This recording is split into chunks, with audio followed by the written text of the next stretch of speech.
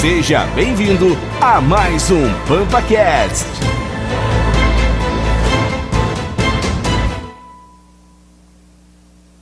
Olá, boa noite, uma excelente noite de quarta-feira para você. Hoje recebendo aí grandes parceiros que têm muito a contar, uma empresa que fez e faz e fará muita história aí no melhoramento genético bovino do Brasil.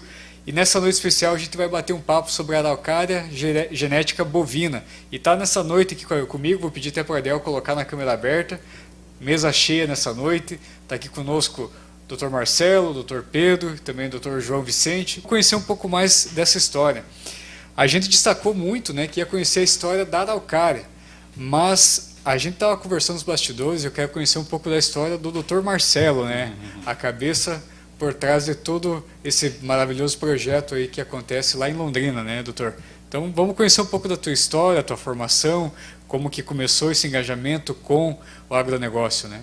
34 anos nós estamos trabalhando, com muito afinco, de sol a sol.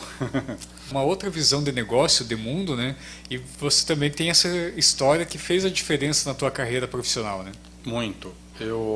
Quando eu tinha 17 anos, né, eu consegui passar pelo crivo de um concurso que seja pelo Rotary Internacional. Eu fui candidato e eu fui para os Estados Unidos, em Alamogordo, Novo México. Então foi uma ebulição de fato para mim, onde eu aprendi muitas coisas. Até um caso é interessante. Quando eu fui para lá, eu fui como filho de papai. O que significa? Papai, me dá um dinheirinho aí, que eu quero tomar uma cervejinha, quero sair, etc. Uma independência total. E na primeira semana que eu estava lá, a vizinha estava em mudança, uma senhora. E eu fui ajudá-la. Naturalmente, eu ajudava as pessoas. E depois de uma hora, leva uma cadeira para cá, uma mesa para lá, etc. Ela me deu $50. Falei, não quero não. Não, é para você, você trabalhou, você merece. Desculpa. Aí eu aprendi que se fizer um trabalho bem feito, você tem uma remuneração. E a partir dali eu comecei a cortar grama, colher nozes, colher feno. Minha mão machucava, saía sangue, mas eu colhia ali, carregava os fardos de feno. Fui babysitter também, que era cuidar de crianças. E eu voltei dos Estados Unidos com $3.000. 3 mil. Fiquei muito feliz com isso. E na última semana que eu estava lá, os Rotaries da regionais reuniram, tinha mais de 1.000 pessoas, me convidaram para dar uma palestra em inglês. E eu fiquei muito feliz, porque eu consegui passar, resumir a história de uma vida de um ano e uma transformação de uma pessoa que era um filho de um brasileiro que cresceu pessoalmente. Tudo que eu fazia a partir daquele momento, eu tinha que pensar.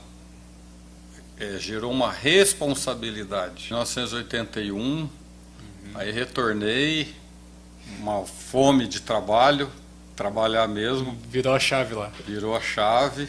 Na ocasião, meus pais tinham uma fazenda no Mato Grosso do Sul, em Eldorado, que eu fiquei trabalhando lá durante 10 anos praticamente. Os meus tios, a parte da agropecuária, na família da minha mãe, que são os turquinos, eles tiveram grande influência na minha vida. Eu fiz opção, eu fiz veterinária, aí me formei em 1986. Quando eu me formei em 86, o Luiz Meneghel, ele me convidou para trabalhar dentro da Associação do Limousin, até a formação do Limousin, porque eu fui primeiro técnico pelo Herdbook Colares dentro da raça Limousin. E o Dr. Ireno Casimiro, que é responsável técnico da parte da BCZ, tem os filhos que trabalham lá também, o Eric e tudo mais, ele foi meu tutor, meu orientador. Aí a gente andava o Brasil inteiro e foi me ensinando esse métier, o trabalho do dia a dia. Foi bem interessante. E, consequentemente, eu fui conhecendo o Brasil. Como eu fui para a França, voltei, conversei com os produtores pediu para mim, nós temos carência, uma genética de limousin de qualidade, de aspecto mundial. Aí eu bati nas portas das empresas que tinham na época, para ver se eles traziam sêmen para a raça. E, na ocasião, ninguém teve interesse. Eu falei, eu vou abrir a araucária para atender os criadores. Então foi bem interessante nesse aspecto. Sim. E daí eu fui conversar com a Amilcar Farid Amin, foi um dos pais para mim como formação. Ele falou, fala com o Dr. João Casagrande da Sembra, né? E eu fui lá, passei 2 dias com ele, ele falou, você quer abrir uma empresa? Quero. Então, primeira coisa, você tem que trabalhar com qualidade de sêmen. Segunda coisa, qualidade de sêmen. Terceira, qualidade de sêmen. Primeira coisa, tem que emprenhar a vaca, ter fertilidade. Sim. Se você cuidar disso, no aspecto, que a araucária hoje faz 8 análises antes de chegar para o produtor. Isso aí tem uma responsabilidade enorme. Porque não é simplesmente inseminar e emprenhar. Ele tem lá uma dedicação integral dos funcionários, o tempo dele, a vaca dele, o custo do hormônio, o tempo que deixa de nascer o bezerro. Então eu tenho uma responsabilidade grande. Aí ele me mostrou, você quer abrir empresa, trabalha com qualidade. Então o número 1 é qualidade, depois resultado de produção, genética, padrão, etc, etc. Tá, Matheus. Claro. E dizer assim, de algumas situações dentro da araucária que transformaram a araucária nessa empresa, nessa grande empresa que ela é hoje. Em 1991 ela foi fundada, certo? Sim. Ela ficou durante 10 anos trabalhando com a raça Limousin. Em 2002 houve uma alavanca aí para outras raças entrarem dentro do portfólio da araucária. Então isso foi um primeiro calço para mostrar a araucária para o Brasil, que ela não trabalhava só com uma raça, trabalhava com várias raças, né? Posteriormente, depois, a araucária foi desenvolvendo sempre como vanguarda, né?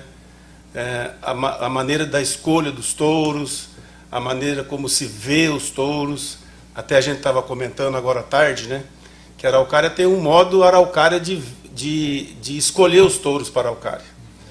Porque nós tivemos essa escola dentro da raça Limousin, onde não se vê o animal de lado, né? O brasileiro tinha, não sei se tem ainda, de verificar o animal lateralmente, né? Até a história de Goiânia, que é a primeira vez que nós fomos levar a exposição lá, a raça Limousin, o pessoal falava, aqui tem 15 arrobas, né? Aí falava, ia ver lá no peso, dava 20 arroba. Mas não pode, o animal não pode ter esse peso aí.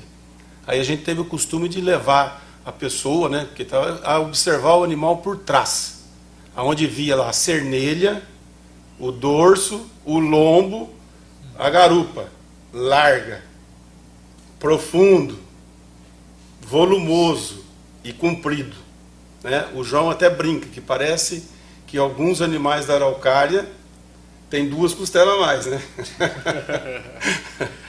Então, essa maneira de enxergar o gado é uma cultura da araucária. Então, quando a gente vai escolher os touros, independentemente da raça, mas falando em raças de corte principalmente, né? Mas independente de qual, Angus, Limousin, Nelore, nós temos esse conceito de um animal que traz peso, porque aqui no Brasil o frigorífico busca uma carcaça hoje de 22 arrobas, e a gente tem que produzir esse tipo de animal. Então a escolha que a gente faz no mercado é justamente para ter esse tipo de animal, para produzir filhos que vão ter essa característica, essa condição de colocar esse peso.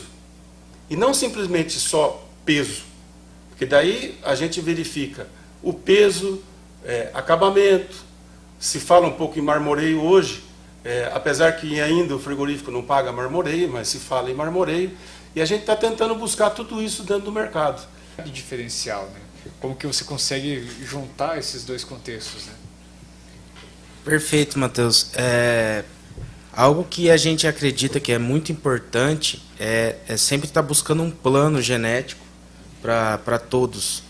É muito importante dentro da genética a gente estipular os objetivos, e isso parte de você estar indo nas propriedades, como o Dr. Marcelo vai, Pedro vai, e primeiro entender o ambiente, entender quais são as perspectivas, os objetivos, e traçar literalmente um plano A e até o plano B, e de que forma a genética vai contribuir para a gente atingir essa meta, esses objetivos. E a Araucária sempre teve essa visão e de mantença, de se atualizar frente ao mercado genético, seja em todas as raças, com mais de 400 touros hoje no portfólio. Então, nós temos uma gama de genética que vai atender exatamente o objetivo do produtor. E a gente busca estar no campo justamente para isso, para estar identificando as dores do produtor, né, Pedro? Entender as dores do produtor, a dor do dono, e estar gerando a perspectiva de um plano genético de acordo com todo o material que a gente tem. E na Araucária a gente fica extremamente bem municiado para estar trabalhando, seja em questão de material genético, os touros de extrema qualidade, e um sêmen que a gente sabe que vai entregar resultado e de forma muito intensa. Então isso possibilita que a gente atenda o Brasil todo. Mas a conversa estava boa e a gente não podia interromper, né, no meio. Mas de forma geral, quero agradecer aqui a participação de vocês.